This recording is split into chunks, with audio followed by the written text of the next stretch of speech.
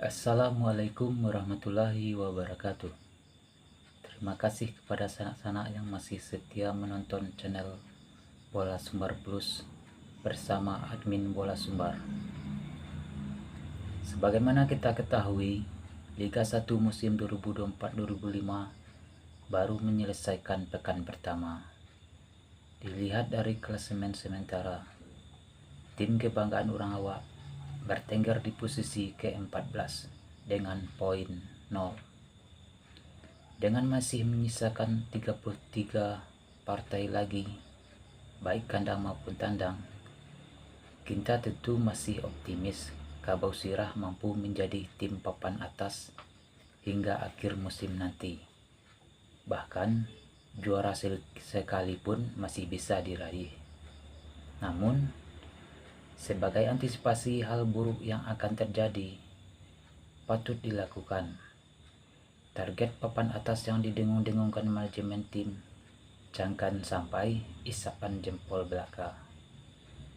Sebagai tim promosi, kita tidak hanya numpang lewat di Liga 1 nanti.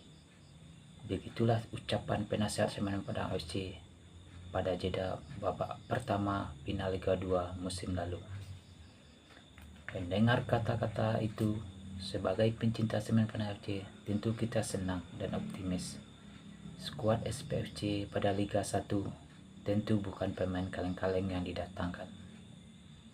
Sebagaimana kita lihat saat ini, pemain yang bergabung kebanyakan pemain yang berpengalaman di Liga 1 maupun Liga 2. Namun, berbanding terbalik dengan pemain asing, cuma Bruno Dibal yang pernah mencicipi kasta tertinggi Liga Indonesia tersebut, dan beliau pun tidak begitu bersinar pada klub yang dibelanya.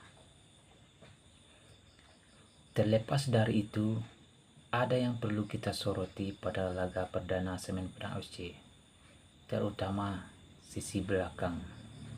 Dengan PD-nya, Coach Hendry Susilo menduetkan langsung antara Jan Vargas dan Tirn Martik. Walaupun mempunyai sama-sama penyandang ban kapten dan pemain andalan di klub sebelumnya, tentu mereka berdua belum berpengalaman di Liga 1 ataupun Liga 2. Ini terlihat dari rapuhnya pertahanan Semen Padang FC tak kalah bersua Borneo FC dulu. Untuk pertandingan lawan Bali United, tim pelatih Semen Padang FC patut mempertimbangkan menjadikan Kim Min Gyu untuk menjadi starter dan berduet dengan salah satu dari mereka, baik Vargas maupun Martik.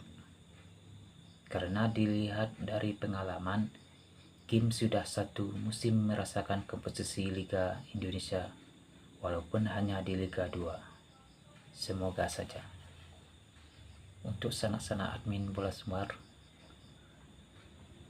tolong kasih subscribe, like, dan komennya di video ini. Terima kasih.